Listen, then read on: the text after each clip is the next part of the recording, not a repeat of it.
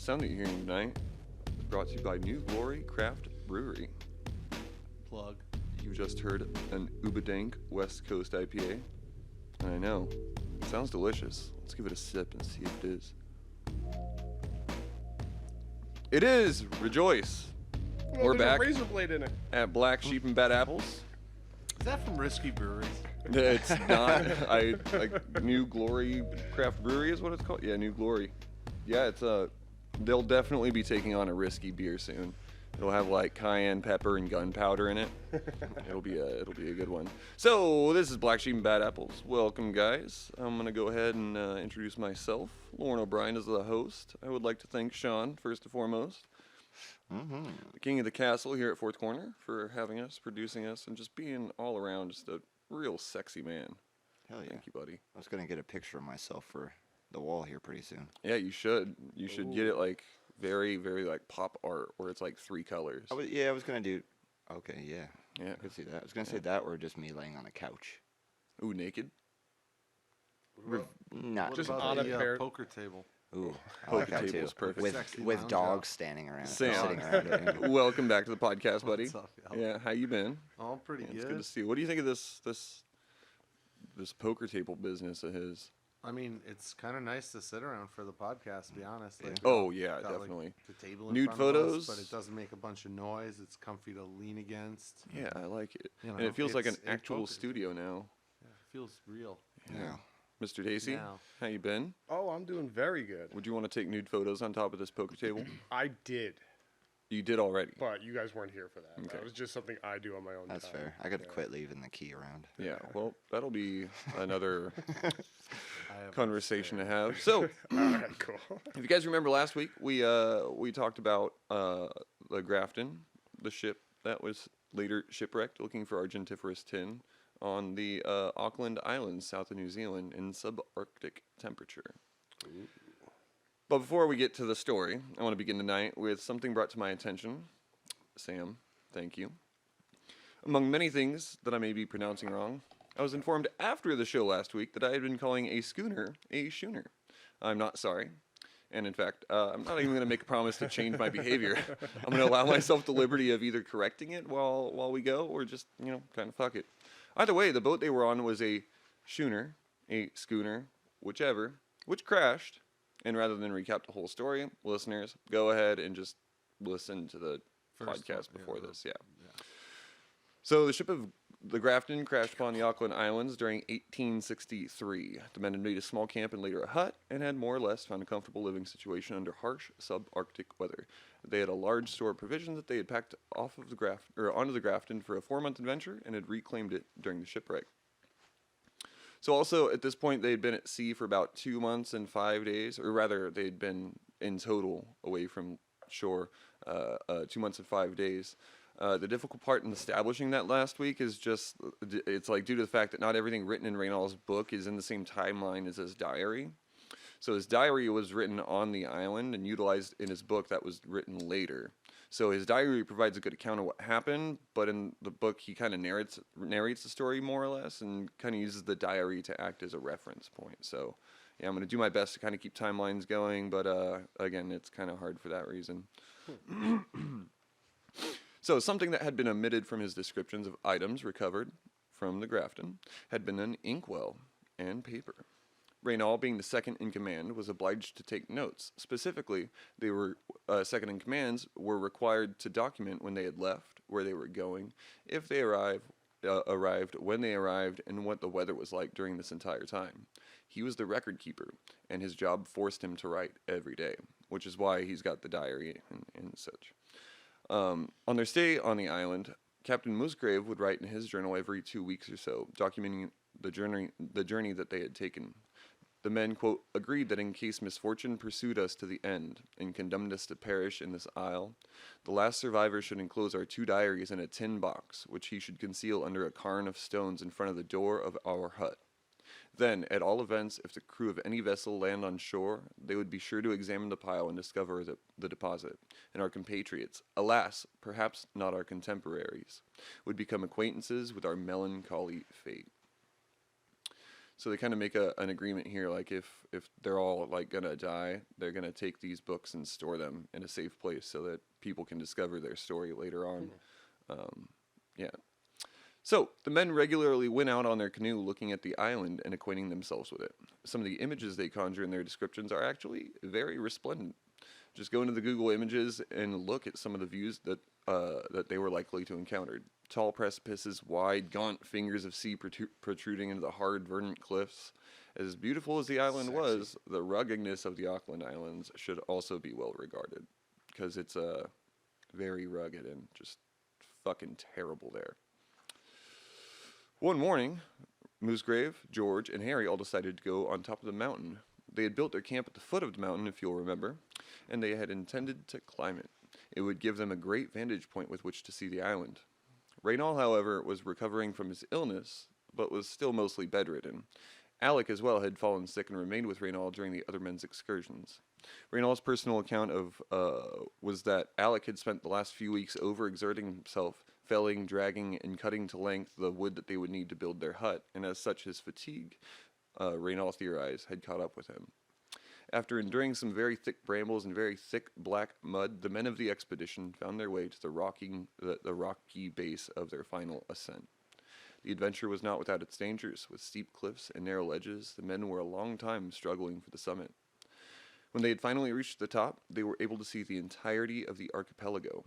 Verdant valleys, jagged cliffs, and beautiful glassy ocean surrounded them. One could see the inlets in the island created by the years of abuse from the sea.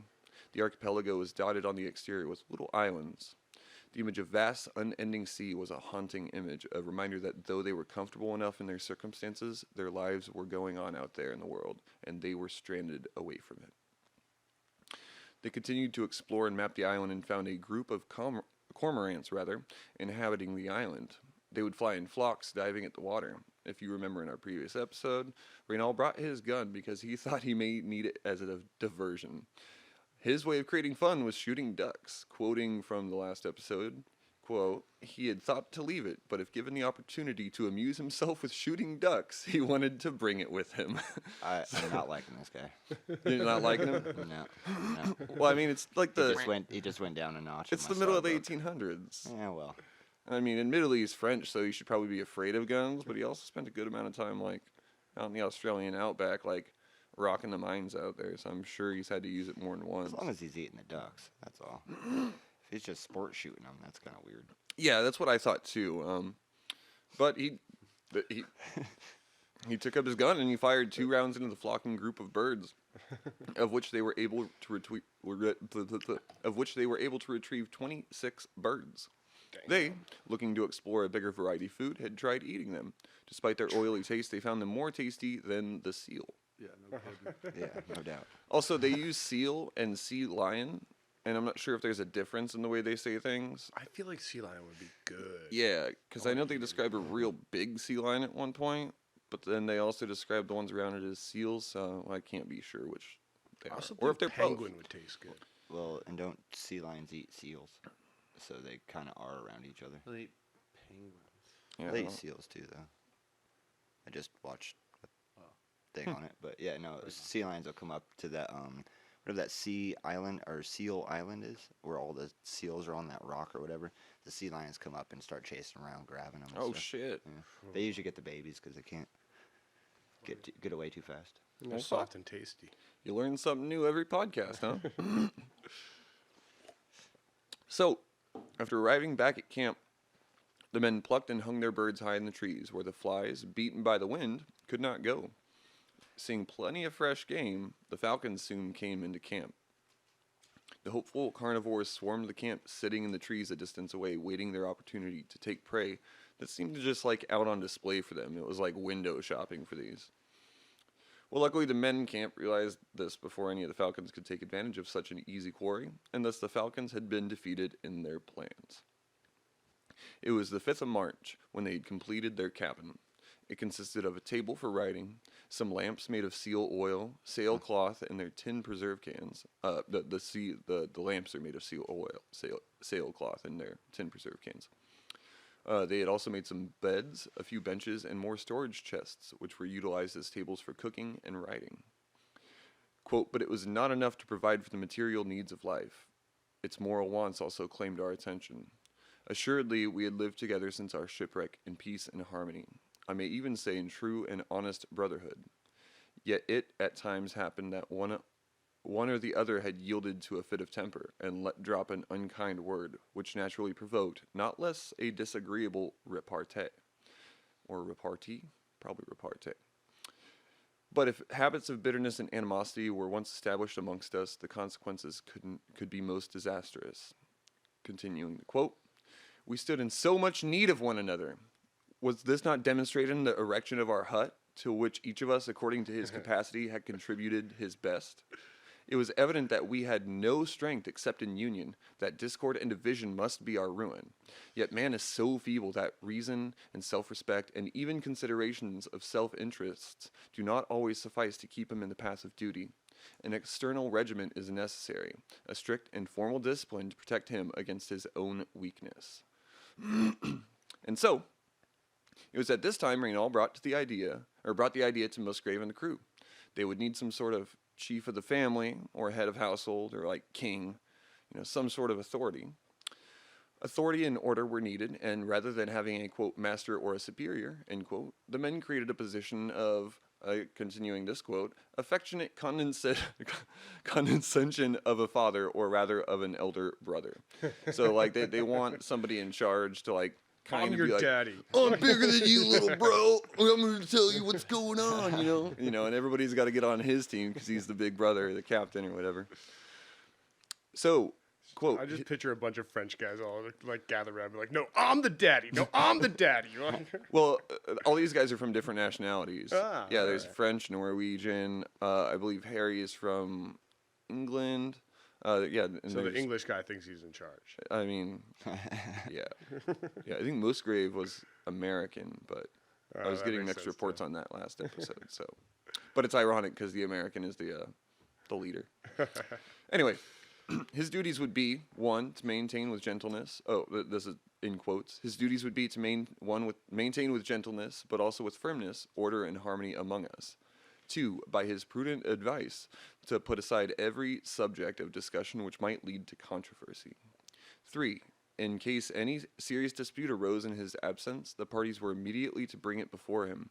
Then, assisted by the counsel of those who had held aloof, he was to adjudicate upon the matter, stating who was in the right and reprimanding him who was in error. If the latter, disregarding his sentence pronounced, persisted in his wrong, he would be excluded from the community and condemned to live alone in another part of the island for a longer or shorter period according to the gravity of his fault. They had a timeout corner. Basically, yeah. They were like, hey, if the king, if old brother says it, bro, you better do it. When mom gets home, she's going to be pissed. So number 4, the chief of the family would direct the hunting expeditions as well as all other labors. He would set to each man his appointed task, without himself excused from giving good example by the strict discharge of his own duty. 5, in urgent circumstances, he would not be allowed to give a decision without the assent of all, or at least a majority of his comrades. That's cool.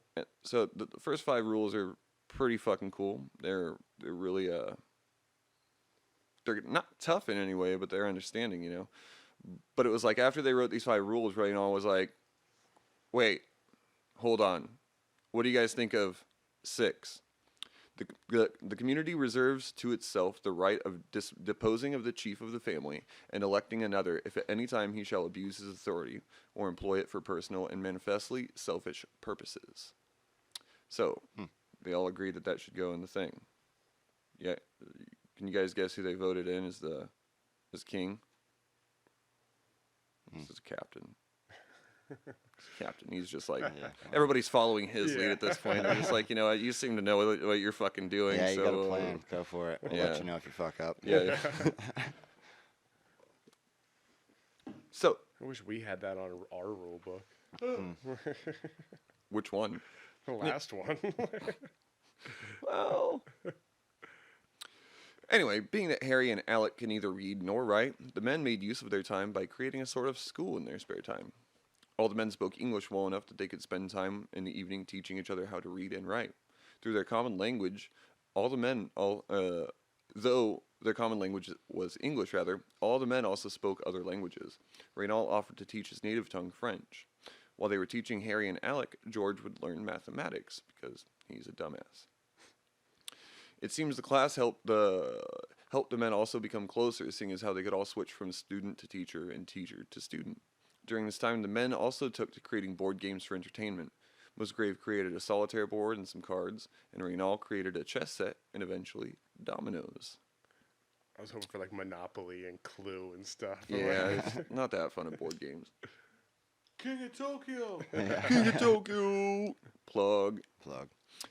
Anecdotally, Musgrave would frequently lose his temper playing cards with other people. He at times became so volatile he'd throw a tantrum, storming and cursing. There was one evening where he and Raynal were playing cards, and Raynal had won, which was spelled wrong in my script. This caused Musgrave to become volatile and angry, so in response, Raynal just took the cards and threw them in the fireplace. If the opportunity to create a divide amongst the men, Raynal would make quite a few attempts to smooth them over. Terrible sentence. I'd probably get in a fight with the dude that threw my cards in the fire. Well, you're already handmade pissed the off. Cards? Yeah. Like, think of The how long it only- takes to make a One of set the of few cards. pastimes you have at all. Yeah, and from what I understood, they made them out of like sheets of paper from like their Bible or their journals, and then they took some of the flour that they had left over and like got that wet and smeared it on them, and then like drew things on them or whatever. So it's like these guys are just super crafty, and I love this whole story. I'm very glad that it's going good. So their tools had lost some of their sharpness as they had felled trees and cut them to length to build their huts and to also make their fires. The blunting of their tools became quite the issue after a while. It became such an issue that it needed to be addressed. Addressed with a grindstone. They gathered the sandstone ballast from the hull of the Grafton, using very careful methods and a handmade, hand-forged chisel that they had brought with them. Raynal set to work. He crafted the grindstone delicately, lest he should drop or otherwise break it, rendering his task a futile one. After inserting a length of wood through the center of the wheel and securing it between two trees, the men now had a usable grindstone, which would help them when their axes were blunted by the ironwood of the island. So he also made a bath at one point from some of their casks and cut it into shape, and it was received with just great appreciation. Because if you'll remember in our last episode, he also makes soap now. Yeah, and so it's like now they got like some good conditions. But I also want to make note that I'm talking about how nice their living conditions were. But again, they were like severely struggling. They fought against like the bitter cold, the rain, snow, famine, and it all was just a constant predator. Boredom. And not only that, but then psychologically, they were far from home and their families that required their providers, and they had like zero hope of leaving this miserable fucking place. So I just want to make it a point because, like, I know I talk a lot about how well they lived there, but that's because I'm fascinated that 5 men can do stuff like this. But it was, like, some of the worst conditions that I personally can think of. But they were resourceful. They were also able to explore the island on the outset of Auckland, the islands, rather, on the outset of Auckland Islands, including finding a triangular file during an expedition to the northernmost island, Port Carnley, which was frequented by whalers, and in fact, they had found evidence of a group of people that had, having stayed there, who had not long since left. Probably 7-8 months or so. There, they had also found a large colony of sea lions, and made their way to subdue a few of them for food. So, moving quietly through these brambles, through this wood, they noticed a large, seemingly crotchety old sea lion as the patriarch of this colony. They noticed that he was super old because he had black teeth. He was just super fucking wrinkly, and he had 2 great scars across his body, one running along the side and along his side, and the other along the back of his neck. After a while of observation, it seems this great elderly patriarch, whom they dubbed Royal Tom, seemed to sense something. Sitting up, he sniffed the air silently and then let out a great bellow. This alarmed the rest of the colony, and the pups that were seen playing back and forth quickly made their way back to their mothers. So, it was their like sneaking was kind of blown. Their cover was kind of blown. So they kind of just charge into the colony at this point and just like club a bunch of these baby seals because they're the ones that taste the best, apparently. So they were able to grab about 7 of these sea lions, and they head back through the thicket back to their boat. It was very much to their surprise and upset when they realized that the colony had taken to the sea, following them, no doubt smelling the blood of their progeny. There was several close calls as these fucking sea lions started chasing the men all the way through the water. During their escape from the sea lions, a female had risen from the water and crashed down just short of their boat as if trying to spring aboard and drag them to the depths. So these things are fucking after them. With a quick thought, Raynal raised his gun and shot into the ocean towards them, no doubt frightening the mammals with a loud bang, and they quickly retreated, so the men were safe. A little while later, after taking 11 seals, they realized that they had acquired too many to eat before they would be spoiled. So rather than allow their hard work to go to waste, they figured they'd cure their meat.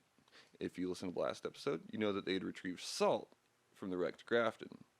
So they cut the seals into strips and then salted them and laid another strip on top of another strip and just kept salting in between layers. Then they stored them in a trunk for a few days. Some sealed jerky. Yeah. So they then took the strips of meat out of the trunk and hung them upon the rafters of the hut to continue to dry and cure them. And they had a fire burning constantly, so it was like nice and warm in there. This was an especially good decision because should they be homebound during some of the winter season, it would be most difficult to go out and get more food. So preparing and storing the food properly would ward away the ever-present famine that threatened them. Well, the winter came, and exactly what they had predicted had occurred. A ton of rain, cracking thunder, and profuse wind had hit them, causing them to be indoors for big parts of the winter months. They always required more sustenance. In particular, the Europeans were eating nothing but oily seal and sea lion meat, which again, may be the same thing.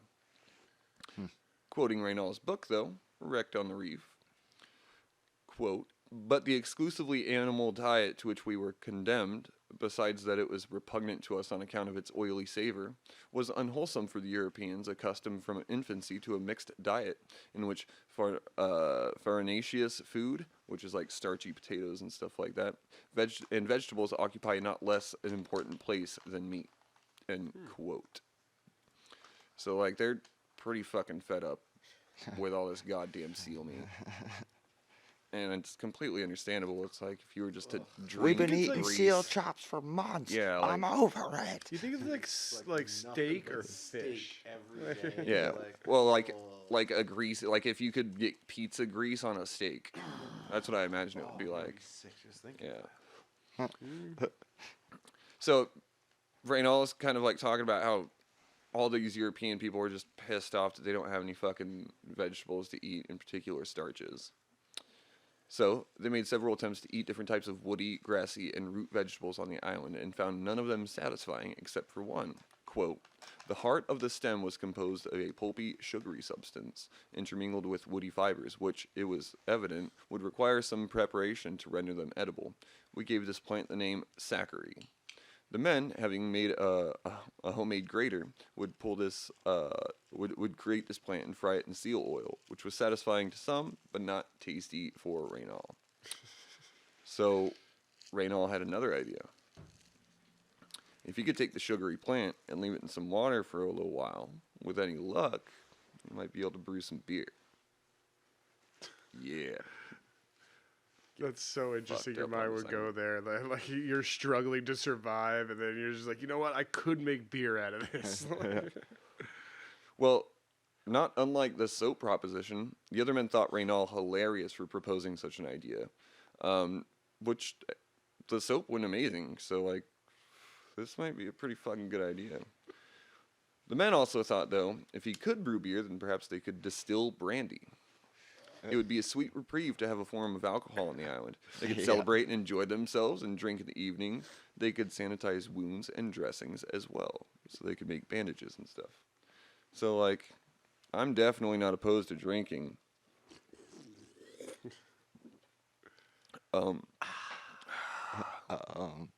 Sweet, sweet Uba Dank. Plug. Uba Plug. dank.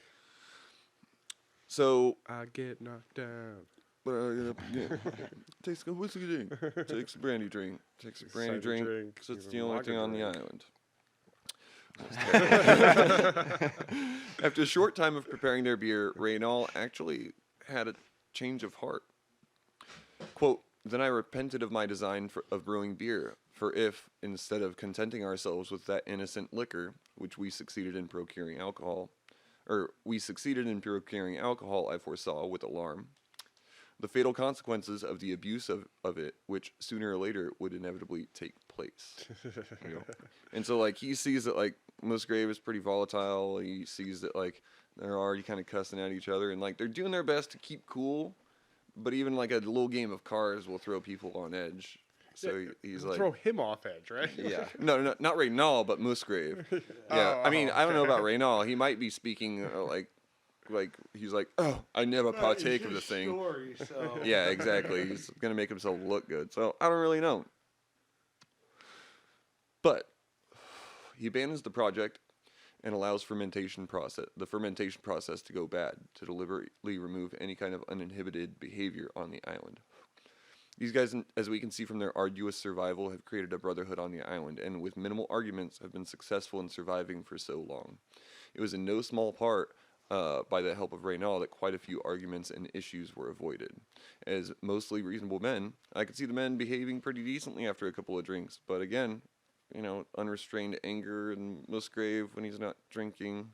So I'm actually kind of with Raynal on this story. Like, let's kind of avoid anything that can procure an argument. Just seems like it'd be bad. Yeah, you don't want that mutiny to happen. Yeah. Mm-hmm. Well, then people are going to start eating less just because they're drinking. And then True. they're just going to get more angry because they're hungry. I thought you were going to jump immediately to, like, they're going to get drunk and start eating each other. Oh, no. And I not was yet. like, huh. It'll get to that because one drunk asshole will ruin all the food. Yeah, like, they won't go out for a day because they're like, "Who needs to go hunting? I can eat this seal oil and beer and I'll be fine. Fats and carbohydrates, right?" You know? And then he's going to light the meat shed on fire. You know, if I was on this island, I might be that asshole. So I'm really glad they handled this. Omitted the alcohol. So even though the arguments were minimal, there were harsh words delivered, which I would love to have heard. Like, imagine some good old-timey insults. Like that. Like, I'm just really upset that he didn't really write. Scallywag. Yeah, I'm just kind of upset he didn't write down any of those insults for future generations to enjoy. Poppycock. But alas, I digress. Because they had not brought more than a few months' supply of clothes and hadn't planned on being gone much longer than 4 months. As an author's note, if you can bring more than you think you'll need on any kind of trip where harsh conditions may be present, just fucking do it.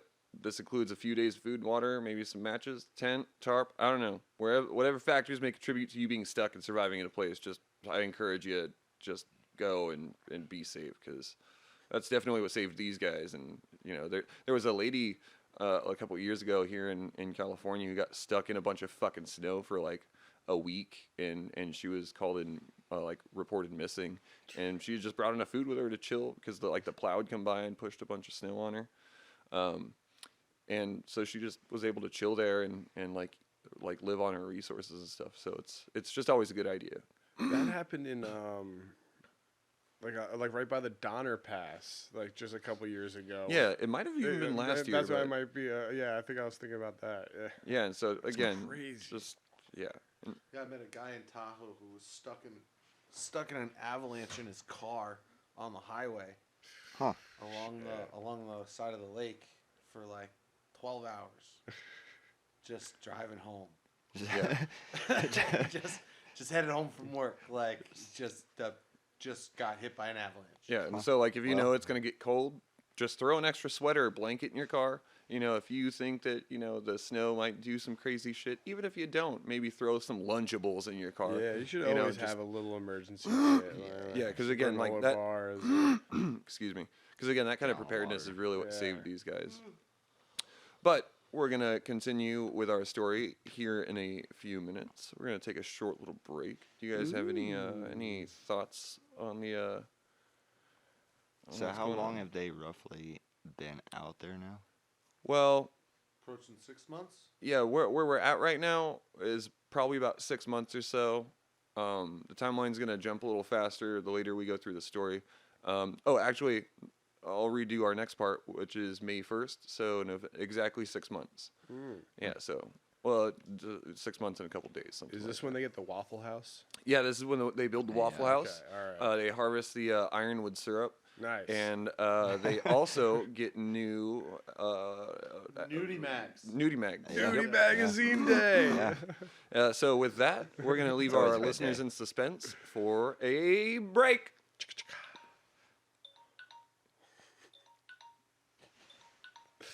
This episode of Black Sheep and Bad Apples was brought to you in part by the following contributors.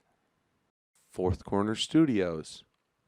Who Stole My Seltzer? Millennial Dystopian Future, supporting arts and education for the 21st century.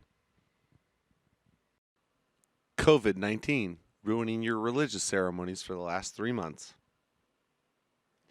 The Old Farmers Union, too stubborn to change their ways since they were 65.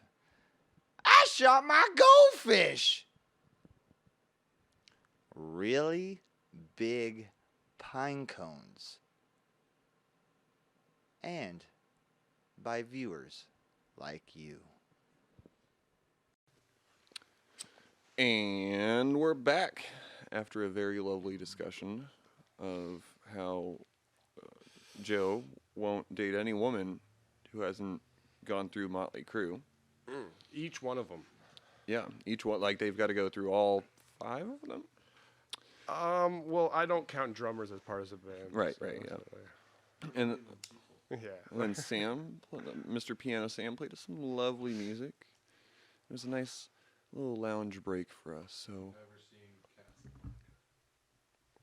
I have not. Haha. I've heard Play it. it again, Sam. Play it again. Play it again. I knew we'd get there. I was just about to say the same thing. No, but I'm not going to do that because Ira Glass I need over here. I need to be boisterous and loud. So, remarking in his journal on May 1st, Raynal discusses how their need for clothes had become incipient. Quote, "But scarcely had we satisfied one necessity before another arose, which it was desirable to meet. The clothes of my companions were half worn out when we had set sail. Mine alone were new." Because he was bedridden and didn't do nothing. Yeah, exactly. Yeah, well, yeah, and he had brand new clothes because he had like torn his shit to shreds because he was a miner in Australia forever. So he made some bank and then bought clothes, and then yeah, like he's just been bedridden from basically day one, and so mine alone were new. This is what we were talking about earlier in the podcast where we're like, this is his personal account of everything, and so like he's probably fluffing some of these details a little bit. Yeah, He's fluffing something, all right. yeah. So continuing the quote. Continuing the quote. I was about to to just tangent off that, but we're going to continue. "The moment soon came when my comrades, Thought you were gonna after define what a incessantly fluffer was. traversing the rocky shores of Campbell and then those of Auckland Islands, found their boots and shoes absolutely useless," end quote.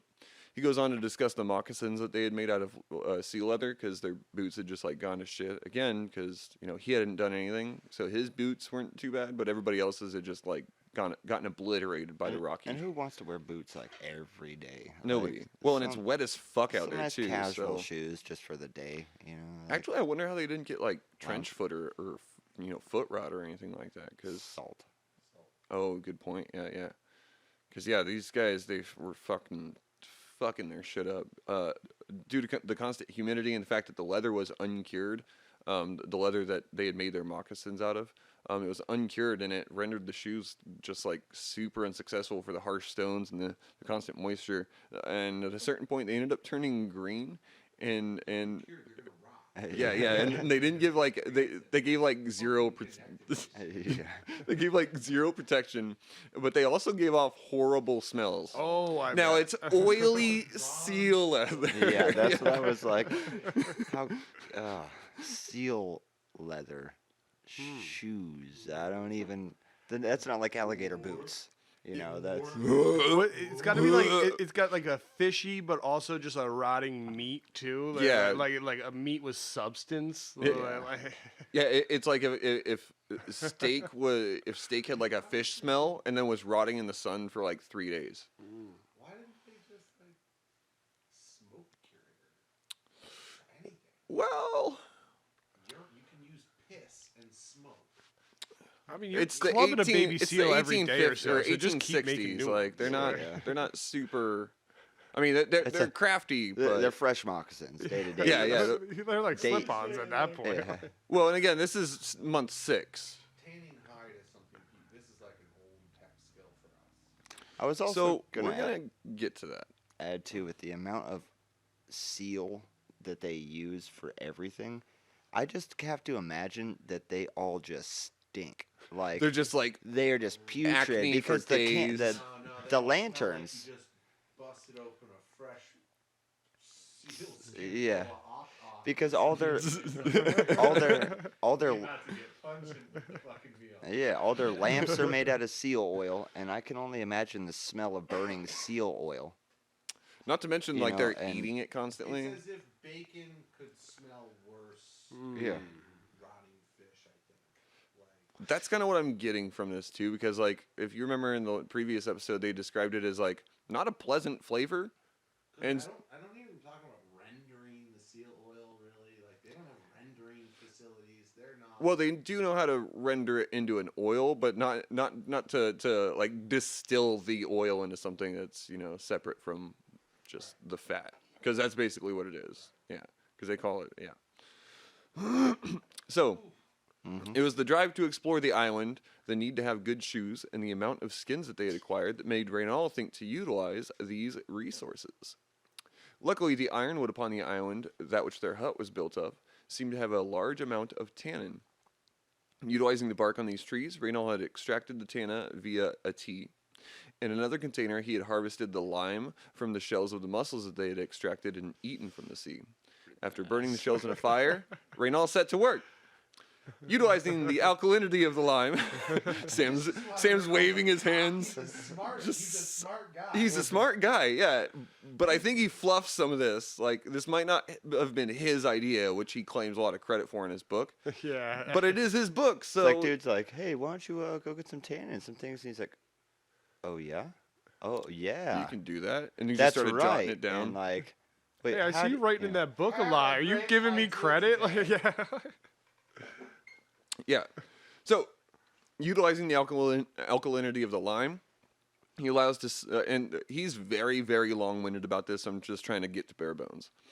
So, using the alkalinity of the lime, he allows the skins to sit in a cask for a few weeks, which was useful in getting rid of, quote, the oily matter with which they were impregnated, end quote. You then strap these individually to boards and press the two boards together, removing the rest of the lime and hopefully the oil. There was also a bunch of salt involved, but again, we're cutting the story short. Or not salt, rather their tea. After 4 months of tanning, though, the thicker of all the skins were finally ready to be made into clothes and boots. So Now, he Raynal... just jumped 4 months. Yeah. Because again, like what I'm having to do is he's I'm just- describing like during this time of the story, what he's doing in the book is he's talking about how they built the house. So that's why I'm like, we're at like 10 months now. Yeah, something to that effect. Oof. Yeah, because you guys, I tried my hardest. It was super hard for me because I was like, wait, when do they finish the hut? Wait, when do they do the thing? When does that happen? And it just like a lot of these details are super hard to find. So Raynal doesn't exactly detail what he does immediately after the skins were tanned, but he previously had discussed making clothes and shoes. So we know that he does make clothes eventually. And using wooden soles and bits of leather, Raynal, in all his genius, set about making shoes. The shoes Did were he write rough that? and not very nice looking, but they were strongly built. Using sailcloth, a few holes made by a homemade, it wasn't an auger, but it was something to that effect. Thank you. And some pitch, Raynal had completed a pair of working shoes, and they can now get rid of their vile, green, smelly moccasins. I'm Yeah, sure they're getting used to it by this point. Like, there's one guy there that gonna really say, likes it. Yeah, There's yeah. one dude that's Well, like, nah, it- I'll stick with these. It's probably, He's like off behind the waterfall sniffing his mouth. yeah. And just because I'm a cruel guy, It's probably and- the one that makes them. so if you guys remember the cook on this, he lost his nose and was just made super ugly, according to Raynal, due to him having gotten leprosy and then being left on an island where the leprosy had eventually I don't want cured that guy itself. to cook for me. Yeah. Well, and he's a cook, but that he is the cook. I'll have you know. But also, I imagine that he's the guy because I'm cruel and heartless like Raynal. I imagine he's the guy sniffing the green moccasins and like out back of the hut. Smell something. He's like, "Did you eat? No, I can smell. Was that bacon?" Yeah. No, it was seal, buddy. It smells like bacon. There's a Tastes like shit, but smells like. How do you get that out of a shoe? He's like, Harry, put the shoe down.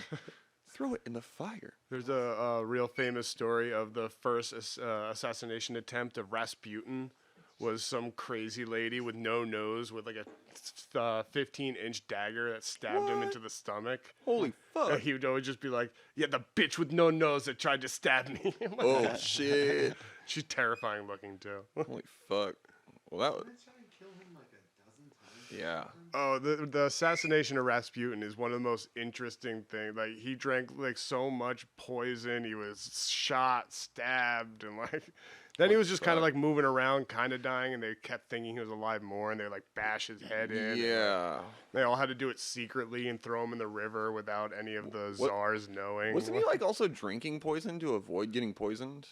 Yeah, I could see him doing something. You know, there's like other that. theories that I know about him. Yeah, let's not tangent too far about Rasputin because we are talking about the Grafton. And their cook, who is like the woman. He's smelling moccasins. No, he's not doing that actually, listeners. I made that up. In a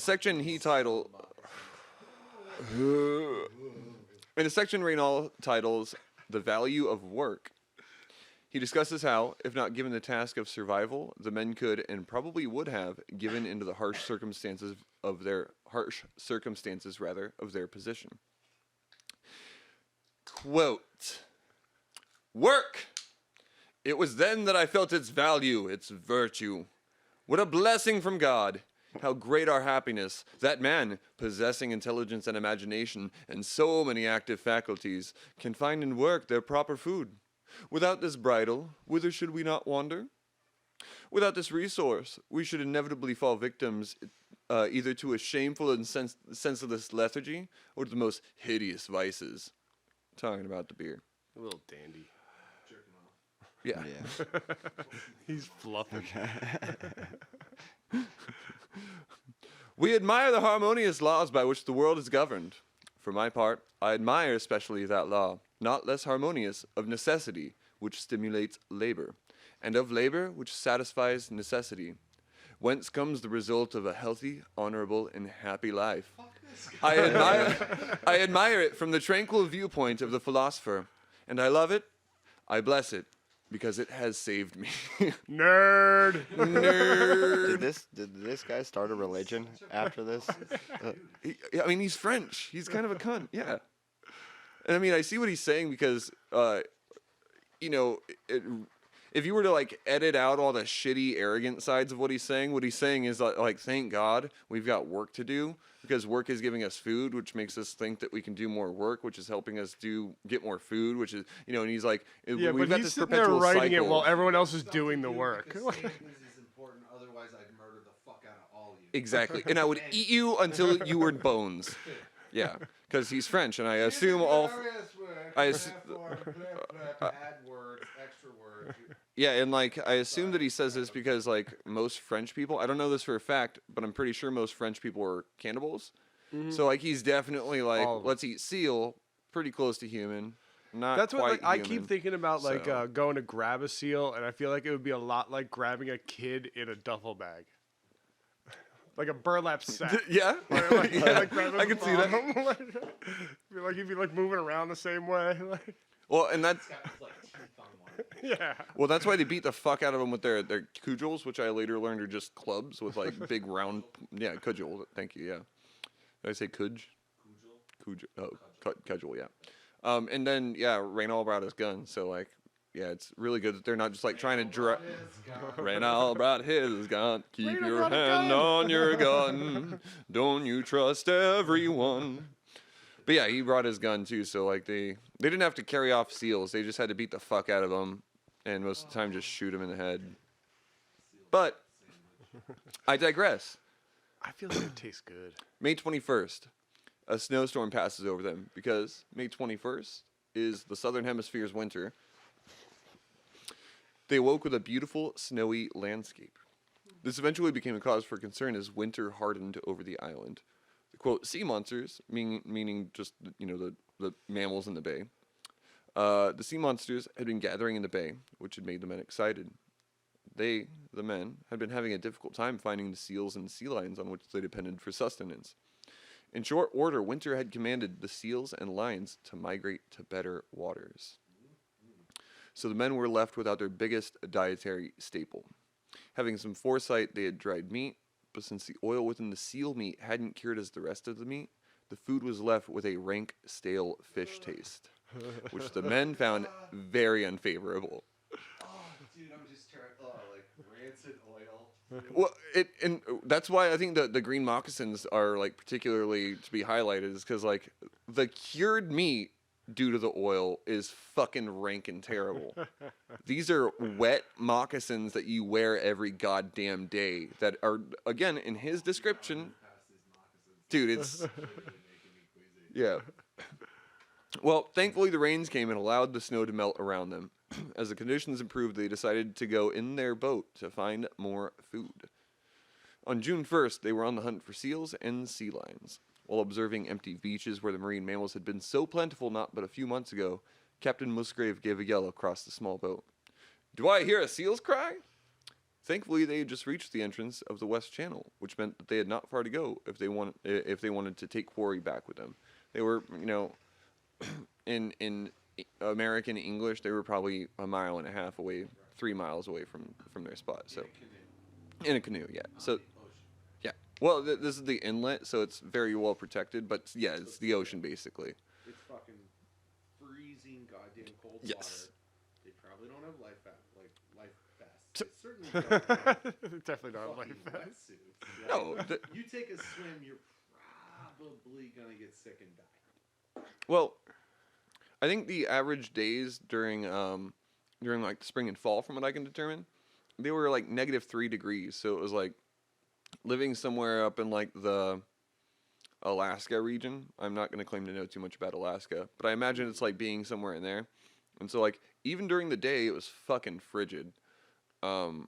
And They like, all slept in one room, and that was their. Yeah. They all. well, and they had a thermometer with them and a barometer, so they were able to like check things and figure out weather and stuff like that. And so it was just constantly super cold. And so in some of their descriptions, they described like just wading into the water, and then just like gathering shit and then wading out and being fine. And so I think that they're a little bit, but right by the shore, exactly. shore. Yeah, and so I would assume that if they fell out of a boat and were able to get back in, they would all kind of know how to mitigate that kind of circumstance. So I just wanted to bring that up because My they're only point was it's still pretty ballsy. yeah, very ballsy. Yeah, and again, this is the winter of this shit. So like who I don't know. Yeah, it's terrible. They made for the shore, going after their quarry, arming themselves with their gun and their cudgels. Thank you, Sam. Once there, they discovered 3 seals. Quote, one was our old acquaintance, His Majesty Royal Tom, and the others were 2 females as old as he, and doubtlessly his wives. Continuing the quote, Royal Tom then had not left us. He was unable to tear himself from the way away from the places so familiar to him, or else he had not the strength, any more than the 2 lionesses, to follow the great army of emigrants.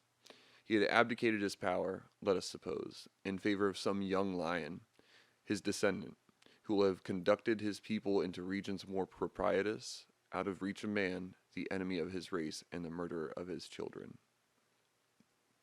So they see their king, Royal Tom, our big burly badass motherfucker.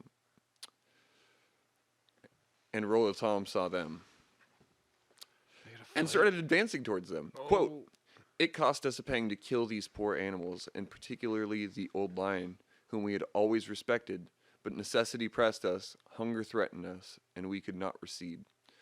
A few moments, and the 3 beasts were lying dead at the bottom of our boat. So they have to kill their old king. That's rough. Royal Tom. Yeah, and I kind of cut out a bunch of this stuff, but they truly the men on this the survivors of the Grafton truly represent find him to be a glorious individual, and they've so much respect for him that this is like a very hard thing for them to do, because he's the patriarch of the island. He's the king of the island other than them, and they actually worship this archipelago as his lands. And so to have to take him for quarry is kind of Raynal might be dusting a little bit of exaggeration in there, but it is really hard for them. I bet. I keep thinking of the in Star Wars when he cuts open that tauntauns go inside it. Yeah, that would be very comparable. Yeah. At sea, rather, I already read that. Shortly after getting back to camp, they made food and participated in their evening classes. When George had left for a moment, only to come back in a hurry. Uh-oh. He urged everybody outside to watch the aurora australis. Quote, this is a beautiful fucking quote too. The stars paled before the sheaves of fire of different colors which arose from the horizon and sprang forth towards the zenith, swift as lightnings, which is funny, he says lightnings, but succeeded one another without intermission. And it's just like these guys get to experience this fucking beautiful island. And so, not knowing about that before. Apparently they know enough to know what it's called, the aurora that's true, australis, yeah. which I might be pronouncing wrong. But as I said at the top of the show, I don't give a fuck. Yeah, right. But yeah, it is very interesting that they get to experience this, and just like, it's really one of those highlights that I try to emphasize where like they're suffering through all of this stuff. None of this stuff is easy. Killing Royal Tom, even just dragging his body to their boat, like all this is arduous shit. But they really get to see some beautiful stuff that I think Raynal's book is worth reading, simply because he highlights the strength and unity and like the moral uplifting of the story. And he's like,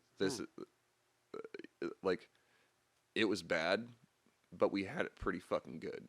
Especially compared to 2 weeks ago when we talked about Philip Ashton. Oh, yeah. Yeah. Who had nothing. Yeah. These guys are doing fucking great. The original Naked and Afraid. Yeah, it was basically. So it was the same evening as the aurora australis that the earth began to shake. Lasting 10 or 15 seconds, everything around them shook violently. There was raucous noise that emanated from the moving mountains. Quote, it was accompanied by a singular noise, like the rattling of 1,000 chariots down a rocky declivity. End quote. Rather than retire back to their beds, the men stayed up till dawn, seated in a circle, reading the Bible. In the morning, they examined the damage of the earthquake had done, and found that their home had supported itself with like 0 issues. They made a fucking great house, guys. It's awesome. It kind of helps that they embedded it into a bunch of peat moss too, which is really, So the day seemed like it was going to be a fair and calm day, a perfect day for exploring. Lest they run short on supplies and have to cut rations, the weather was perfect for the time of year for hunting, and so they set off. They entered the beginning of the West Channel again, and just on the other side of an island named Mask Island, they found a small inlet. I'd like to talk about Mask Island for a moment. The reason they call it Mask Island is because it's actually just a submerged peninsula. So it's peninsula, but there's an island sticking out of it. But the isthmus is the term for it, is actually under the water. And so these guys named it the Masked Island, because if you try to go in between the mainland and this island, you're gonna wreck upon the reef and just fuck your stuff up. So they learned this really early in the story. I probably should have mentioned it last episode, but don't care. Womp womp. Womp womp. After pulling their boat ashore, they discovered, this isn't at Mask Island, this is next to it. They discovered a clearing inhabited by chopped limbs and tree trunks. The trees had been chopped down with an axe. Just over the fallen trees and sticks, the men went on to discover 2 small huts, weather-worn, soggy, and rotten. Along the bank, a shot from Raynal brought down 4 birds, 4 of these cormorants. They were taking these birds back to the boat when Musgrave tripped and almost fell. sounds inconspicuous, but he had tripped over a white block, which, after investigating, turned out to be a brick. Further down the shore, they found even more bricks, a small pile that laid at the foot of a very large tree. The bricks, as far as Raynal could speculate, were utilized by the prior seal oil hunters to build a fat-burning furnace. Being as how they may be a helpful item to have, the men reclaimed the bricks and took them along with them. They named this area Camp Cove. So yeah, going back to like the rendering idea of the seal oil, I think that they've got a little bit more of a little bit more of a grasp on it than I understand personally about it. But I don't think that they've got like a technological way of being like, well, this kind of scientific wax or oil is better to burn and can distill it from itself. They certainly are going to know how to render animal fats into like the useful products. But Yeah. it takes like some cauldrons and stuff and like Yeah. furnaces, and you have to like. Well, and they brought like keep it at a certain 24 temperature. giant. It's like I think there are 130 liter or 62 liter something like that casks with them, and so. That's a wood cask. It's filled with rendered oil. Oh right. They have to have some way to render. Yeah. Well, that's what they were talking in town about, having that fire that was constantly going, and like I'm sure they had some sort of cauldron or something that was constantly cooking. And Well, in just to refresh you guys' memory, they got off the Grafton, they pulled a bunch of shit off of it, and the first thing that they grabbed and hauled off to their tent before they built their hut was a bunch of cooking supplies, including a copper and an iron pot, if I remember correctly. And so after they got established, they also brought their huge, they don't describe how big, but it was, I would guess, like a 60-gallon fucking pot. and they're making they made a tub, right? Yeah, they made a little bathtub, a little hot tub, or something like that. They got some skills. Yeah, they're definitely the thing that I really like about the story is that you can see how hardy men or how hardy people are, and the human race is. Like we're just survivors, and like despite all the odds, we go at it with ferocity. Do we know how many men and women there are? Where? Are there any women on it? No, there's only 5 men. They set sail. Little refresher, I guess. Francois Raynal, the author, was asked by his best friend to go on this journey to look for argentiferous tin. Essentially, it's like gold or silver or something to that effect. It's And tin and silver and lead. yeah, and he ended up hiring Captain Musgrave, which was like one of the bravest captains they could find at the time, and they ended up going on this expedition. And so the essentially they're here looking to get rich, but that's I can't remember your question. I got stoned. Oh no, I was wondering if there's a bunch of people there. Oh no, right. So so Raynal and Musgrave were both hired as 1/4 partners, and then they hired Harry. Well, they're like business. They're like going into this venture themselves, right? Yeah, they're going into it themselves as the lead, the spearhead of the expedition, and so they hire Harry, Alec, and George to be their sailors and their cooks. Yeah. And so there's 5 men on the Grafton, which is a 50-some-odd foot schooner. yeah. I think we established last episode. A It's little like more. It's probably 60 something feet. I Yeah. forget really, just based on the tonnage. yeah, it was a Minus- 30-ton thing when it left. It was, No. it was 15, and then they added an additional 10, I think. But the whole boat. When I looked it up, the whole boat weighs a certain. That was the keel weight. Oh, right. That was just the keel weight. The whole boat weighs like 98 tons or something like that. Right? It's a big. It's boat. a big ass boat. And right? so but I couldn't find like a length of the, like the length of the boat wasn't a piece of information. So I just started looking at other famous boats until I found one that was about the same size and weight. And it was like, it was a little less, and it was like 52 feet. Cool. So I'm guessing it's somewhere between 52 and 70 feet, depending on how wide it is versus how long it is. So the men had Big set boat, off though. towards home when they had spied some seals close to Adam's Island, the southernmost island of the archipelago. As the creature bobbed its head in and out of the water, Raynal aimed his gun. After debating whether or not to shoot across such a vast distance, he steadied his gun, double-checked his sights, and fired. He injured the seal, which made its way up upon the shore, but the shot had not killed it.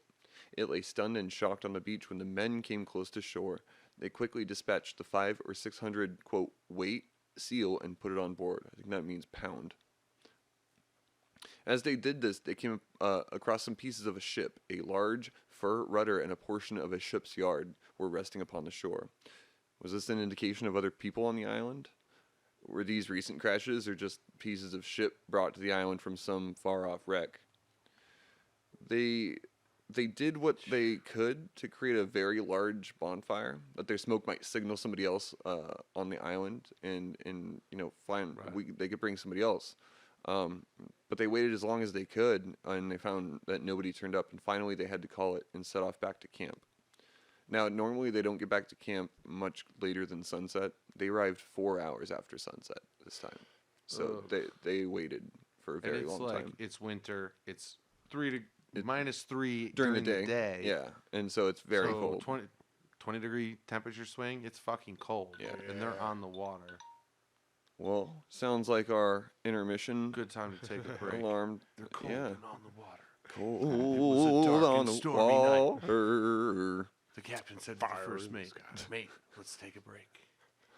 All right. Well, with that, we're taking our break, bays.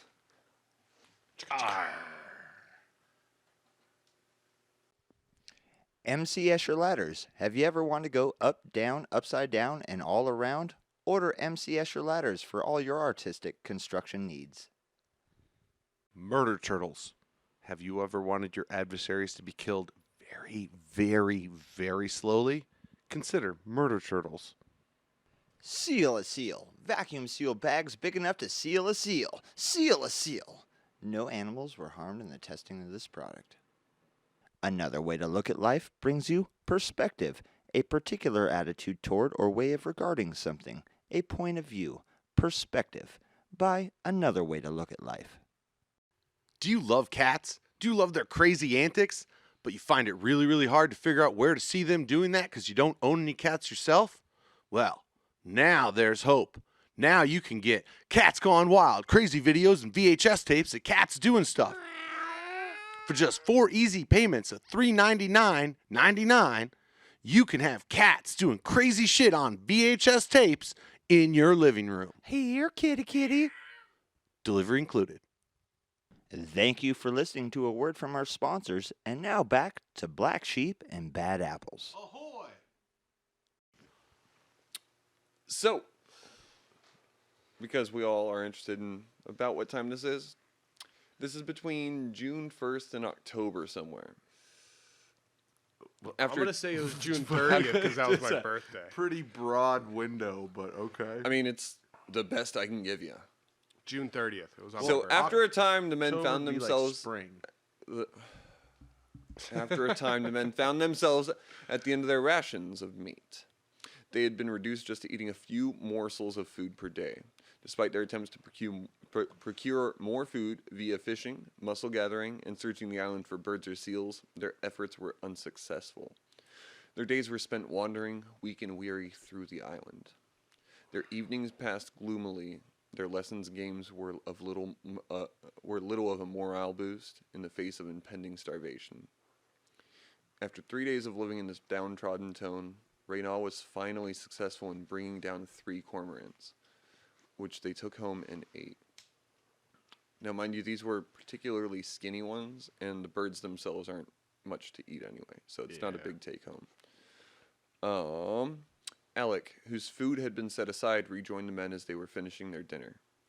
Carrying with him a heavy load, when he had gotten closer, the men were alleviated to see he was carrying with him a 150-pound seal pup. Hell yeah. Big pup. It's like Yeah. an elephant seal pup. That's what I'm imagining. And that's why Right. it's kind of hard to determine what... Because he describes all of the different kinds of seals on the island, be it sea lions, and elephant seals, anything like that. He describes them all as amphibia, and then seals or sea lions. Right. And Yeah, we found out last week that it's a breeding island for the southern elephant seal. Yeah. And it also, there's the sea lions, obviously. Yeah. And I got to assume, like, if one type of seal likes the area, like they all kind of eat the same stuff. You know what I mean? So, or they eat each other. Well, the elephant seals don't eat other seals. I don't think. I think They're territorial, though. They're aren't really they? territorial. Like, Yeah, Okay, the bulls are. So I recant that. Maybe they don't eat each other, but yeah. And the smaller seals certainly aren't going to be eating other seals. But the sea lions are like 600-pound fucking seals. Man. They're huge. So whatever creature Alec brought back, he brought back a 150-pound sea pup. So it's still like a year, maybe 2 old. He told the story of fresh tracks in the sand that he had followed, and after quite an exhausting pursuit, he had successfully taken both the mother and this young pup. This made the men at camp very happy, as their worries were waning and their maker had provided for them. They immediately went to go retrieve the mother. This is why it's between September 1st and October, because in October had come, and as such, their rescue was scheduled to arrive. Now, I'm not sure. Maybe, right? Maybe. So I'm not exactly sure how Raynal, because he talks about at the 10-month point here, the ship should be arriving, even though it's 4 months after they leave, is when they should send the ship out, and it took them about a month and a half to get to the Campbell Island, the first island, and then about a week to get to Auckland Island, where they are now. And so I calculated it as something like 6 months after they left, the ship should have arrived. But I really don't know why he says this in his book. But yeah, they were kind of set up here and like waiting for the ship to arrive at the 10-month mark. Again, don't know why, but we're going to continue with the story. So they thought to set up a signal fire and station a man there that they may be able to indicate to incoming ships of their presence. I.e., their rescue or any just ships trying to maybe whale there or something. I mean, at this point, it's like fucking anybody. Anything. Anybody. Pirates, Pirates. please. Yeah, like Shanghai me. Seriously. Yeah. Like, get me off this goddamn island.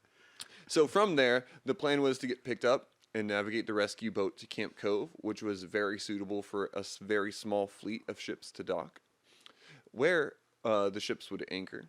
Firmly anchored, whomever was the first to meet with the rescuers would then head back to camp, which was called Epijawait. I can't pronounce it right, so I didn't include it into the... Aunt Jemima. Aunt Jemima. And Camp Jemima. so they were head back to camp and to prepare the rest of the men of the Grafton to leave. But, alas, if their plan was to work, they would have to leave a man there at the watch and one at home, which left only 3 men to find sustenance. In addition to that, the lookout would be exposed to the elements and would require provisions to be brought to him, so they would have to be constantly sending someone back and forth. It means that there's 2 guys now to go and hunt. And building a shelter would exhaust their already diminished strength and rations. So they couldn't build a hut up there. It's -2 degrees during some of the like best days, or it's -3. And so it's like they really thought about this, and with all the other factors weighing on them, they decided against the plan. It was in October that if their rescue was impending, it should have been arriving at this time. This fact hung in the air like the smell from their old sealskin moccasins. Just that one guy who's like, I still got mine, guys. Like, they're fine. I don't need to change them. I don't know why I Literally would. Ron with his fucking Yeah, it's Ron. shoes. Yeah. Miss you, Ron. He doesn't even have them on. He just has them in his backpack. He's like, no, I'm going to want them later, man. It's a souvenir. It's a relic. I'm going to scrapbook it. So Musgrave, being upset that he had left his wife and children, for whom he was the sole provider, would frequently become agitated, stating that he should take the boat, with or without the other men, and make for Australia, to which Raynal would respond, calling it a form of suicide. Quote, For sure. and this is Musgrave here. What matters it, since we are to die here? Better bring our misery to an end at once. What is the use of living? Of what profit is life in such circumstances as ours? End quote. But again, using his wonderful What a logic bitter little bitch. and eternal optimism. Well, he's got good reasons to be this upset. They've been here, damn near a year at this Let point. me just be judgmental. No, I know. I'm also judgmental because Raynal's kind of a cunt. Yeah, well, I keep thinking about how many times you think they fucked a seal or manatee. You know, I had the I don't think thought, there's any manatees. They're not in Florida. Well, finishing the episode today, I thought to myself, like, you think they masturbated on the island? oh yeah. You think they went off for, like, their With daily their fucking dumps and seal just, like, grease moccasin. yeah. yeah. They made like a seal blubber fleshlight. We're just going to continue the story. Again, using his wonderful logic and eternal optimism, Raynal addresses the variables that can occur in any plan. And he's saying this to Musgraves, but I'm paraphrasing. Perhaps the rescue team had an issue with their ship and had to make port in New Zealand and make repairs. Again, because they were all from Australia. Excuse me. If such were the case, they'd be a few days, perhaps a few weeks later than one would anticipate. And as they had done before, why would they not dedicate themselves to their comfort upon the island? With renewed vigilance, they could continue to make their lives slightly better in the face of their tragic circumstances. So he's essentially trying to tell Musgrave here, like, look, if they're coming, they're going to come. If they're not, we still have to be able to understand that, like, we've got to survive on this island. And if they don't come, Eventually, somebody's going to show up, whether it's Eventually, your rescue yeah. or not. It could be years later, but like you'll. Come on, Musgraves. yeah. Fuck up, chap. Well, and also, my heart goes out to him because he had a wife and kids that he left, and he had retired as a captain, and then came back for this one last expedition. Same with Raynal, who wasn't captain, but he came back to Putting the band back together. For one yeah, more yeah. They tour. put the band back together for the last time, and so it's one of those heist movies where he's like, "Motherfucker! Now the cops are after me, and the mafia, and the yakuza, and I'm gonna die." And I was just doing this for my kids' college fund. You know, and so I do have One more day till retirement. like I completely understand.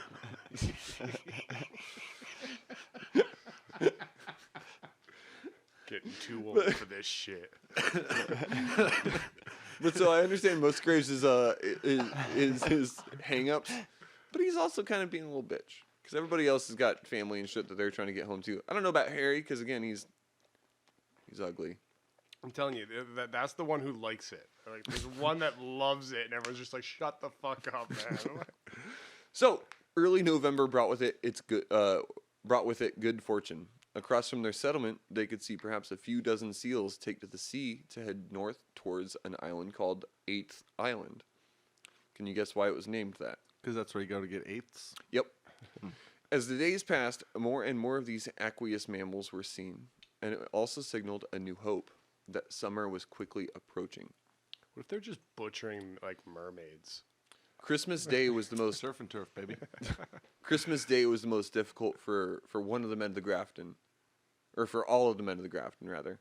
They'd all sat in a somber stupor, thinking of the families that they were without, the gaiety of those days' events taking place elsewhere, celebrations in churches and in their own homes for which they longed. After a short little while, well, a long little while actually, 'cause it's Christmas Day, Raynal sat up from his torpor, and looked about the dismal room. He felt from his exhausting depression came an anger against it. They were quickly succeeding tidal waves. Oh, The depression was a vile enemy who, if not dispatched, would surely dispatch them, to quote him. To depression succeeded a kind of exaltation. So directly after his depression, exaltation. My heart, re-inspired by a transport of pride, indignation, and almost wrath, beat violently. With a firm, strong voice I cried, "No, this cannot be the last. It is senseless, it is cowardly. Of what avail are our lamentations in our despair? If men abandon us, let us save ourselves. It is impossible but that, with good will, energy, and perseverance, we shall succeed in escaping from our prison. We ought to be able to do so in any case. We ought to attempt it. Courage, then, and to work." Well, they're already super tired, and so they're like, "All right, well, what's your plan? Yeah, all right, Frenchie. What are we doing?" And Raynal responded very optimistically by encouraging them that they could build a bigger boat. I was waiting for this shit. Like, you got all this seal skin, and you got trees. Where's the fucking bigger boat? So he encouraged them that they could build a bigger boat. That was a bunch of bees. But this was met with despondence. But it instilled in Raynal a motivation. He would think of a way to get them off the island and set himself to the thought for the rest of the night. The next day, Raynal was reinvigorated. If they were to build a boat, they needed better tools. Rather, they needed better tools than the worn-down tools that they had retrieved from the Grafton's shipwreck. God, I'm fucking that up. If they needed tools, Raynal would provide. Because remember, he's a fucking genius French guy. He set about planning and fabricating French MacGyver a over forge. here. He needed 3 parts for this forge. The furnace, an anvil, and a pair of bellows. With a little planning, some work, and just redesigning his plans, Raynal developed a very solid bellow, that which exceeded expectations. All that fucking sealskin. He had used copper and iron from the wreck of the Grafton and sealskin, thank you, Sam, and showed it to the crew. They were invigorated by this idea, and as a team, they began their work. All those With bricks, all too. hands- You can make a forge with that. Like, Yeah, Well, and they were bricks for making a fire. Yeah. They were fire bricks. So. So with all hands on the metaphorical decks, 3 men, Musgrave, Alec, and Raynal, set about construction, while the labor of hunting, fishing, cooking, washing dishes, and clothes repair was bravely taken up by Harry and George. bravely. The youngest and the He wore a little ugliest.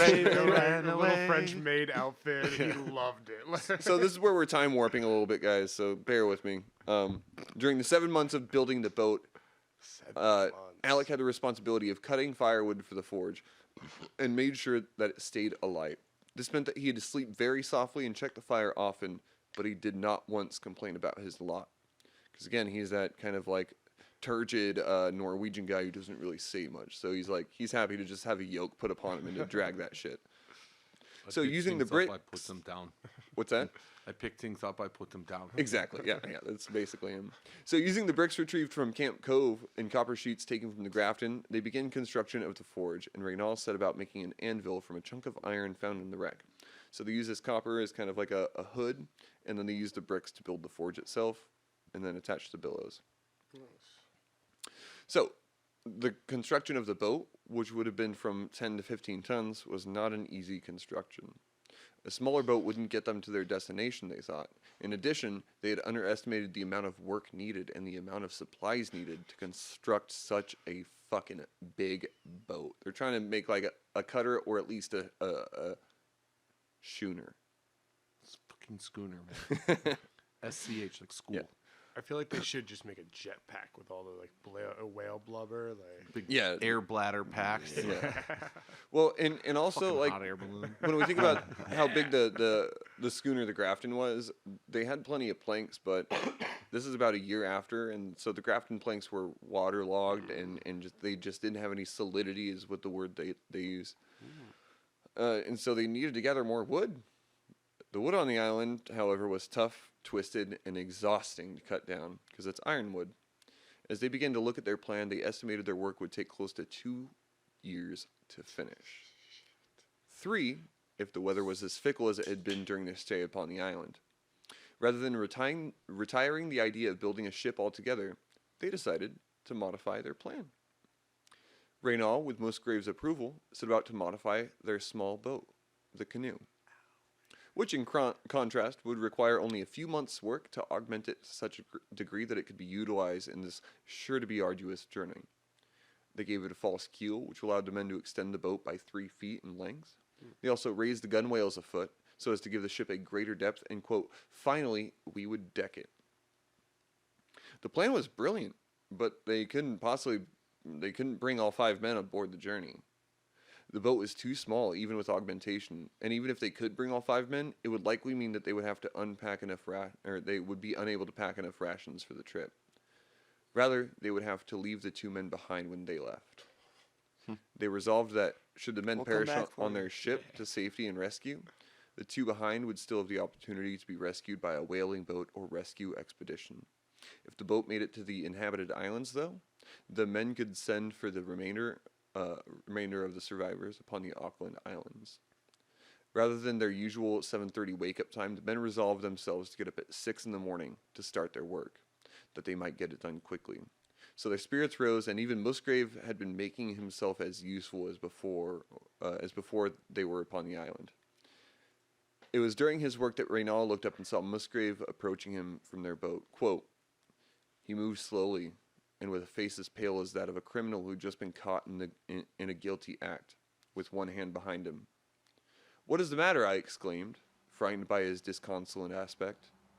"All is lost," he replied in a gloomy, despairing tone. "I have broken the auger," and stretched forth his hand with a tragic gesture. He showed me the instrument. Continuing, this is Raynal. I did not succeed in reconciling him with himself until, after examining the tool, I was able to affirm that the evil was not so great as he fancied. And indeed, it was only the very end of the auger that was broken. With the help of the grindstone, I easily succeeded in making a new point.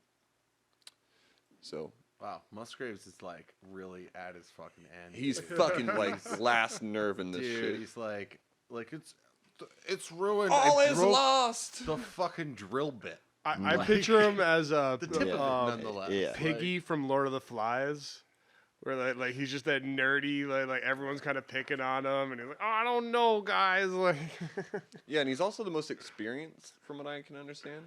yeah. I think Just Ray- not necessarily No one's listening to in him. Not being a whiny sap. Well, and I also think, his family kind of plays on him, as we talked about our last story with Philip Ashton, how Captain Lowe didn't want to take any married men with him because he was like, they'll always want to go home. Party That's what boat. Musgrave is going through right now. And so, like, it sucks for him. He's kind of a little bitch about it, but I also understand it to a degree.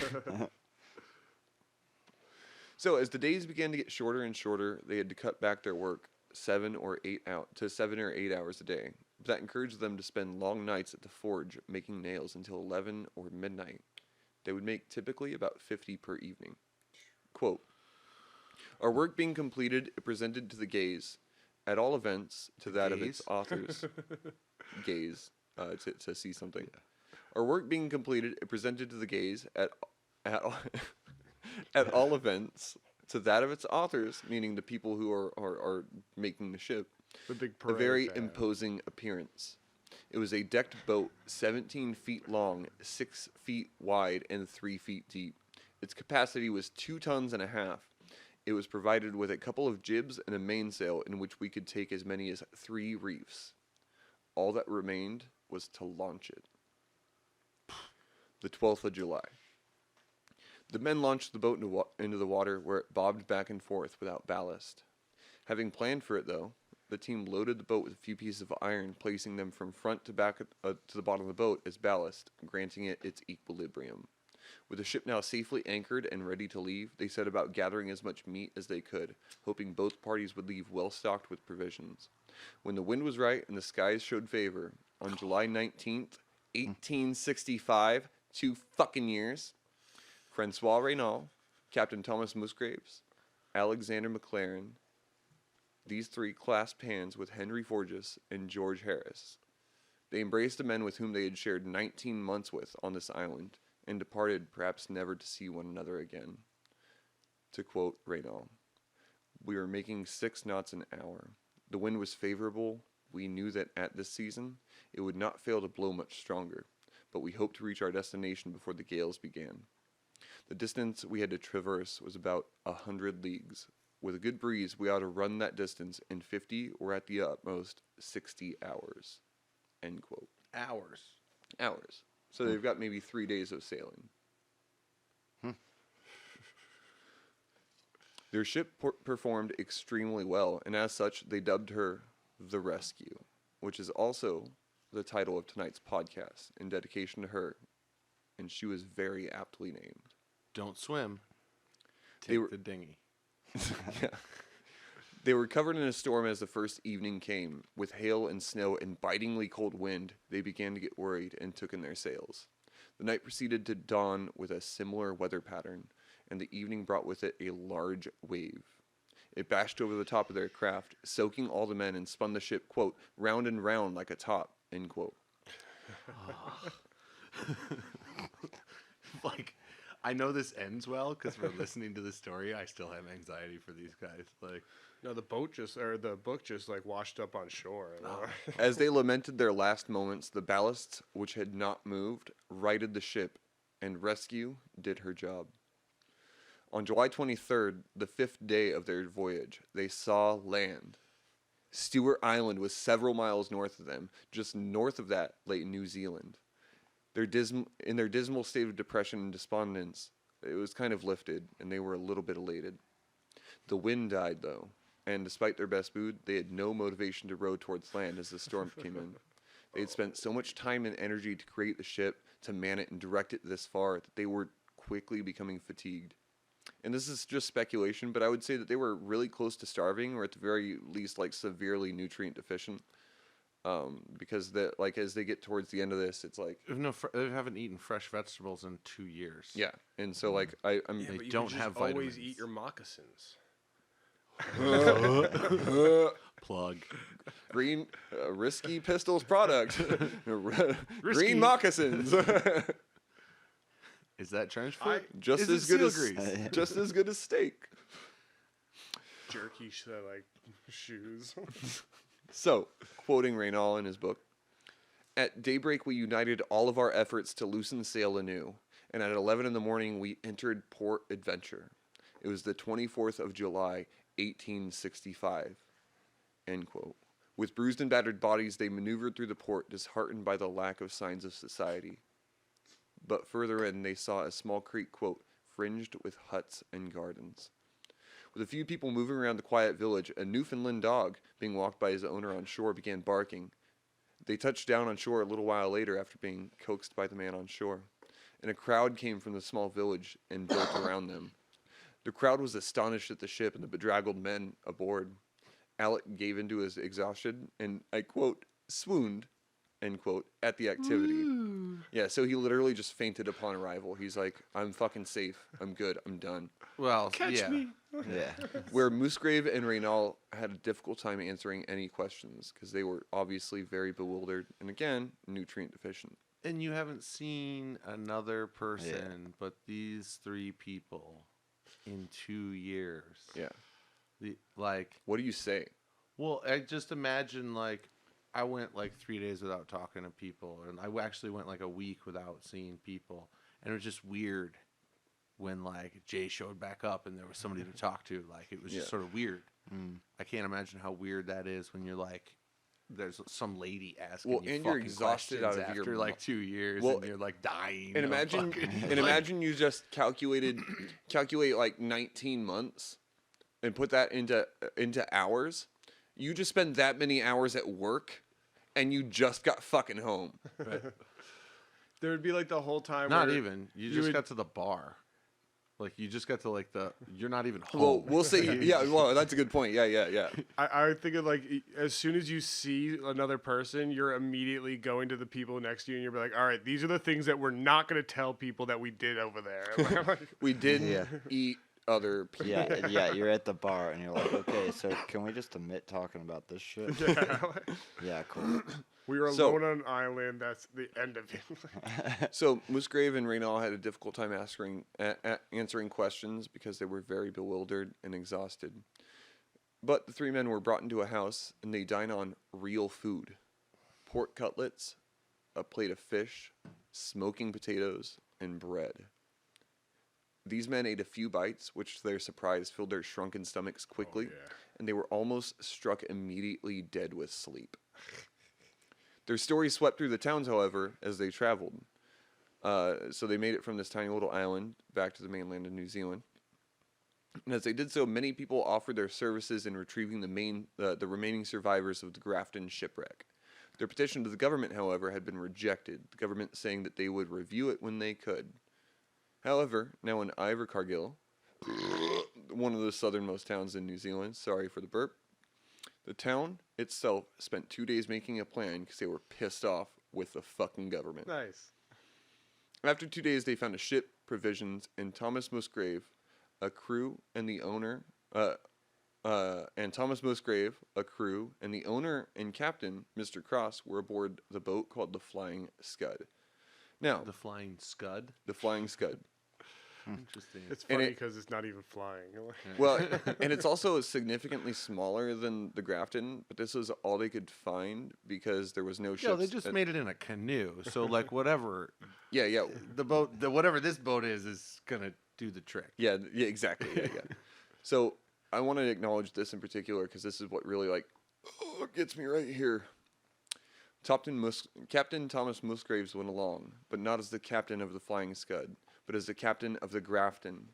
He had set sail with 5 men, and despite his volatile anger, despite having just arrived back home, and especially despite an abscess forming under his arm, Musgrave left with 5 men, and he was responsible for the return of all 5 men. Musgrave, Captain Mr. Cross, and their small crew made back to the Auckland Islands, leaving Alec and Raynal to desperately await their return on New Zealand. He had to go get his Gilligan. I mean, I think captains take that shit seriously. Yeah, Oh, yeah. that's what Souls really. on board, you know. Yeah, he was like, "We left with 5. We're coming back with 5, and if not, we're coming back with a funeral." And so, 45 days later, according to Mr. Raynal, after leaving to bring back their crew, Captain Thomas Musgrave, Francois Edouard Raynal, Henry Forges, Alexander McLaren, and George Harris were reunited. And I want to quote here. "Never, never shall I forget the mighty joy which we felt on meeting, all 5 in safety and good health in this hospitable land. We threw ourselves in our excitement into each other's arms. We could utter but one word. Saved. Saved." 3-hour tour. So thus has been the story of the shipwreck of the Grafton, Captain Thomas Musgraves, Francois Edouard Raynal, and its crew being shipwrecked upon the Auckland Islands Archipelago. Man. So they set sail with 5. They came back home with 5. And had a vacation on an island for like Yeah. a couple of years. Yeah. Seal hunting trip. Yeah. Sure, they came back looking like real, like trim and like nice for beach season. What really struck me about this is just how much brotherhood they have, because we're in Merritt Parcel Plug, and we hate each other. Like, we could not spend 2 years on an island without killing one of us, 2 of us, I 5 think of you us. just do Beat that for like James. fun. Well, we're not gonna name nothing names, else. but the point is that like I really do admire the fact that there was this very strong brotherhood that like through their ingenuity and through Raynal's maybe fluffed up version of optimism, they were able to keep this mentality of like, no, we're a team. This is a brotherhood. We're diminished without one of you, and so we've got to keep all of us. Because again, Musgraves left back for 45 days to the Auckland Islands, having formed a fucking abscess under his arm, and he was like, "I'm going back to that island. I'm retrieving my men, and I'm bringing them back here." That was the promise that I made when we left. I think And for me, it's just like a- harsh weather really helps with that. Like you need each other at that point. Like, Yeah. Yeah. if you go up on like some desert island where there's coconuts and like you could fish and stuff, I feel like they would eventually get like so comfortable and bored they would probably end up killing each other. Yeah, But like, having that where you really Well- have to rely on each other. There's also something to be said that these guys are all sailors. Like and Yeah. this is sailing before the radio. Yeah. This is sailing before the motor. Right? I have Um, 30 hours on my captain's license. nice. But there's just something to be said about the mentality of people who can successfully make that their life. Yeah. Or Yeah. you know Well, what and they I made a mean? comfortable life too. Well, Well, they shipwreck. want to engage in it to begin with. Like Yeah. when you're on a boat, like the number one thing that you never have enough of on a boat is space. Like no matter what, like if you have more space, like you're gonna fucking fill it. Like Yeah, you for know what sure, I mean? yeah. Like it's just like You're gonna put and more- You're not gonna fill it with bodies. You're gonna fill it with stuff. Yeah, you're gonna fill it with So- sellable objects or provisions. So being a crew on a boat, I mean this like shit, what the hell's the name of the boat that The Grafton. The Grafton sounds like, pretty nice accommodations for 5. Yeah. Right. Very nice accommodations. That's like, for yeah, 5. everybody's got a cabin. Because I would assume that it's something close to like a 30-man like quarter. Right, but if there area. were 30 guys on there, like they're hot bunking, they're for like sure. you're definitely spooning somebody. Yeah.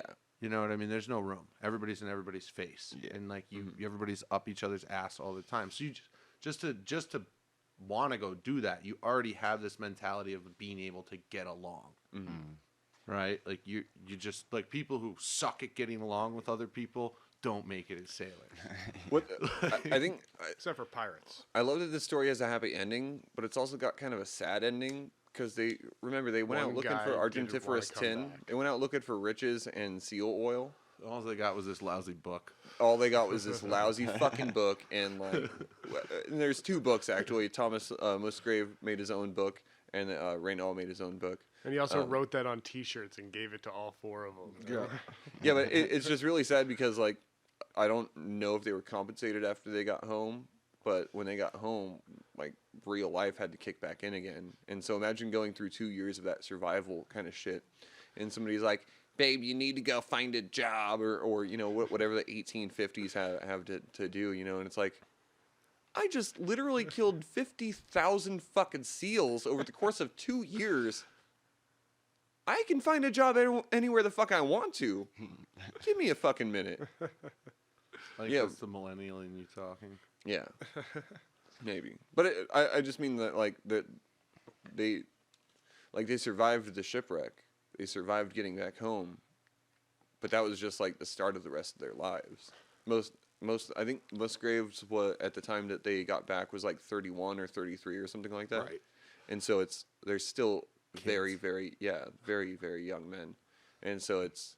That's young for our time. Like, Yeah. back then I know, they had I know, like I 10 know. years. Like, So do you guys have any final thoughts about the shipwreck and the rescue of the Grafton crew? No, just another amazing story. Yeah, very interesting. Handed out to luck. yeah, really, really. And so again, we're gonna go ahead and call this episode tonight "Rescue" in dedication to the ship that got the men home. We're gonna end tonight also with saying that I want to thank you guys for being here and finishing out the story. This has been probably the most fun story that I've done on this podcast so far, and so I feel really honored to have you guys. Sam, thank you for your contribution with My pleasure. Always a pleasure to be here. it's Schooner. No, Schooner. Schooner. Not Schooner as in school, not Schooner as in shul. I'll try to remember that. Which is There you spelled go. with a U anyway. Well, yeah, I'm bad at spelling, so I'm surprised that I could type the script. except for neighbor and way, or like, however that rhyme goes. But yeah, thank you again, Sam, for your participation. Joe, as always, Very interesting. You're I'm glad to be here. doll baby. And Mr. Sean, Oh yeah. owner at Fourth Corner Productions. How you feeling after the story? You feeling good? Feeling like I don't want to sell ships like that. Yeah, it's probably a bad idea. Well, I've been your host, Lauren O'Brien, and I thank you guys for joining us here at Black Sheep and Bad Apples. Enjoy!